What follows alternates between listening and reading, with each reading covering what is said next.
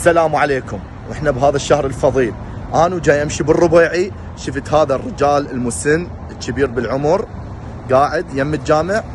تعالوا وياي خلينا نشوف شو يبيع، وانا اخذت الموافقه من يمه. فقبل ما راح يحكي اريدكم تصعدون المقطع وخاطر هذا الرجل المسن القاعد يبيع. حج الله يساعدك. شلونك حبيبي؟ شلون الصحة؟ ربي يحفظك، رمضان كريم عليك ان شاء الله. علينا وعليك ان شاء الله. شلونك حجي؟ ايش قد صار لك بهذا المكان؟ والله صار له 10 سنوات. 10 سنوات صار لك. شو تبيع حجي؟ هذا شوفه اخوان مثل ما تشوفون شو يبيع. هاي هنا يبيع الشوكليت الحامض حلو، العلج،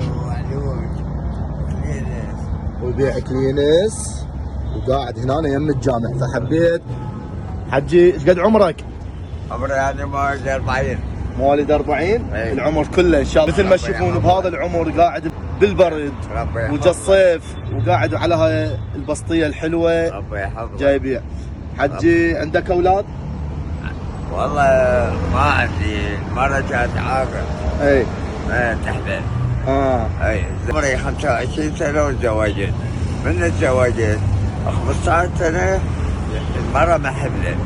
بس ما عندك اطفال؟ ما عندي. انا ابنك وكل المتابعين ولدك والناس الخيرين راح يجون يساعدوك ان شاء الله، كلهم ولدك واخوانك. ربي يحفظهم. عنوانه صاير بالربيعي يم جامع القزاز او جامع الربيعي.